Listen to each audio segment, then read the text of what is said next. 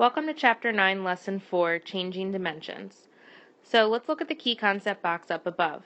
When the dimensions of a figure change, it will affect the perimeter. So it says there in words, if the dimensions of a polygon are multiplied by x, then the perimeter of the polygon changes by a factor of x. So that might not make sense to you right now, so let's look at this example, this model. Figure A, the dimensions are 3, 3, and 2, and figure B, the dimensions are 6, 6, and 4.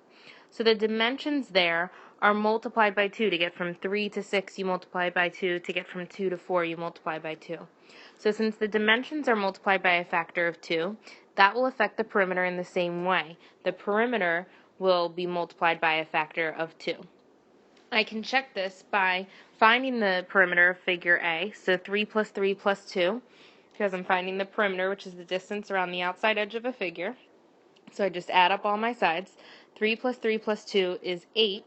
And if I add up my dimensions of my new figure, 6 plus 4 is 16. So 16 is 2 times that of 8.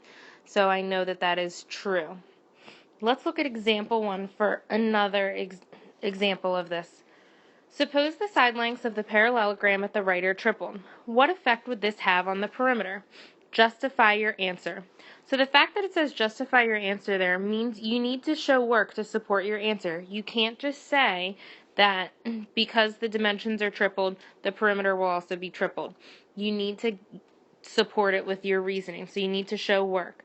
So the best way to do that is to find the original perimeter of the figure. So if I look at my figure here, to find the perimeter, I add up all the sides.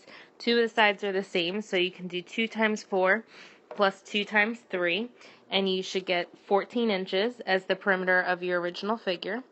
Then, let's look at the new figure, okay, and find the perimeter of that one. So, my length and width are 12 and 9, so I can do 2 times 12 plus 2 times 9 and add them up, and I should get 42 inches. So I've got my original perimeter and my new perimeter, and now I can compare them.